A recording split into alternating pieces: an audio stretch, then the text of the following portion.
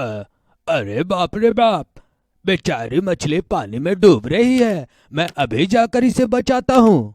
अब मैं बहुत अमीर बन जाऊंगा, क्योंकि अब तो मैंने पैसे का पेड़ लगा दिया है।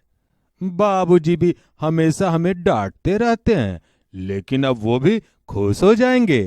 अरे देखो देखो, इस कुत्ते की पूंछ कैसे टेढ़ी हुई है।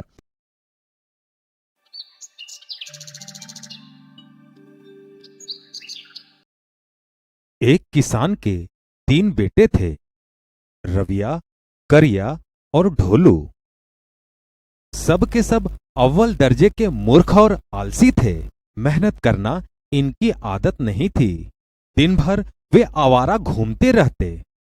उनको खाने में अच्छा और स्वादिष्ट भोजन चाहिए और आराम करने को अच्छा बिस्तर चाहिए, और काम करने के नाम पर उनके हाथ और पांव फूल जाते। आए दिन वो गांव में कुछ न कुछ उल्टे काम करते रहते। एक दिन तालाब के किनारे से रविया जा रहा था, तभी उसकी नजर एक मछली पर पड़ी। अ, अरे बाप रे बाप! बेचारी मछली पानी में डूब रही है। मैं अभी जाकर इसे बचाता हूँ। और वह तालाब से मछली को बाहर फेंकने लगा। अब मैं बहुत अमीर बन जाऊंगा, क्योंकि अब तो मैंने पैसे का पेड़ लगा दिया है। बाबूजी भी हमेशा हमें डांटते रहते हैं, लेकिन अब वो भी खुश हो जाएंगे। अरे देखो देखो, इस कुत्ते की पूंछ कैसे टेढ़ी हुई है। अभी सीधा करता हूँ। अरे अरे! हमारे सारे गमले भीग चुके हैं। हमारा छाता कहाँ है? वह छतरी लेकर गमले के पास खड़ा हो गया और बारिश में भीगने से गमले को बचाने लगा। बूढ़े ने काफी लोगों को बोला कि कोई इसे समझा दे, लेकिन इसके कारनामे देखकर सबने मना कर दिया। एक दिन तीनों लड़के जंगल के रास्ते जा रहे थे। अरे अरे! हम ऐसा करते हैं, एक बार सबको गिन लेते हैं। कहीं ऐसा ना हो किसी किसी एक को जंगली जानवर ने खा लिया हो। फिर वह गिनने लगे। सबने अपने आप को छोड़कर गिनना शुरू किया। 1, 2। अरे ये क्या! मेरा शक सही था। हम में से किसी एक को जंगली जानवर खा गया है। अरे! अब क्या होगा? बाबूजी को क्या बोलेंगे? हाँ हाँ, तुम सही कहते हो। बाबूजी को क्या बोलेंगे? मगर बार बार गिनने के बाद भी वो 2 ही गिन पाए। उन्होंने जोर जोर से चिल्लाना शुरू किया, कोई हमें बचाओ, कोई हमें बचाओ। उनके इस आवाज को सुनकर एक बूढ़ा आया। अरे क्या हुआ? तुम लोग इतना शोर क्यों मचा रहे हो? उन्होंने सारी बात बूढ़े को बताई। अच्छा, तो ये बात है। तुम एक काम करो, एक डंडा लेकर आओ। अब तुम ध्यान से देखो मैं कितने लोगों को मारता हूँ। ऐसे करके 3 पूरे हो गए। अरे ये कैसे हो गया? अभी तक तो 2 थे, अभी 3 कैसे हो गए?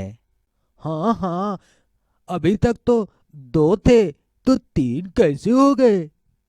तब बूढ़े ने बोला, तुम खुद को छोड़कर सभी को गिन रहा था, इसलिए तुम्हारी एक गिनती कम रही थी।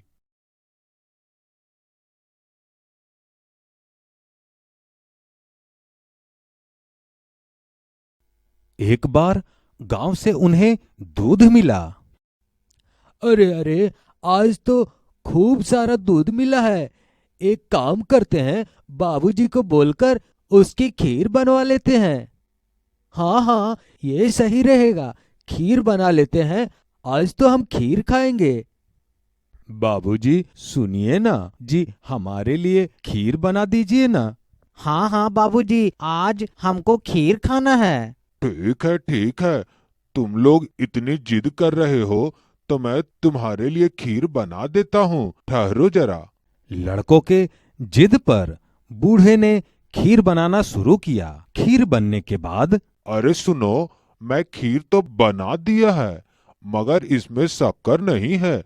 तुम लोग जाकर शक्कर लाना और खीर में डालकर खा लेना। मैं चलता हूँ। अरे सुनो, तुम में से एक आदमी जाओ और शक्कर लेकर आओ। नहीं नहीं, हम नहीं जाएंगे। तुम खुद ही क्यों नहीं जाते शक्कर लाने? अरे अरे मैं कैसे जाऊं? मैं तुमसे बड़ा हूं। सब ने जाने से मना कर दिया। तो ठीक है, हम सब एक काम करते हैं, हम में से जिसकी आवाज सबसे पहले आएगी वो जाएगा शक्कर लाने।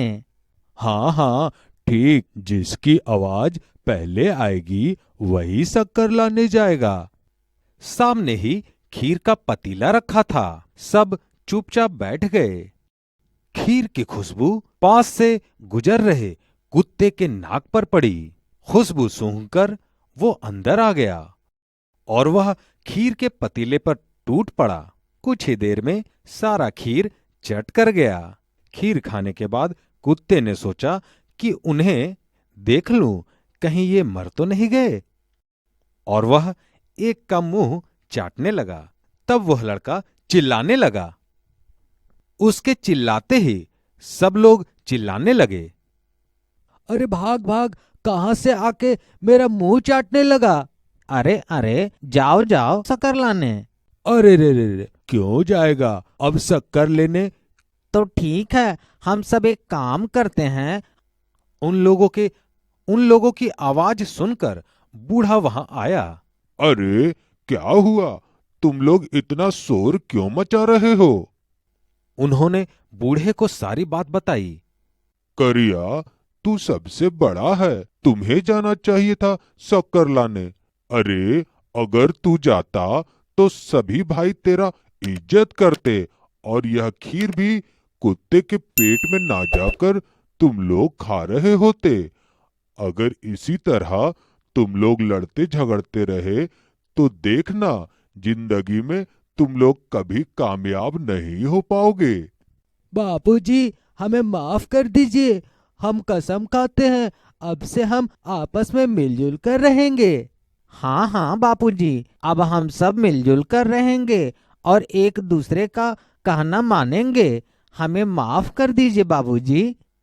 बूढ़े की बात सुन सबको अपनी अपनी गलती का एहसास हुआ और सबने सुधरने का प्रण लिया।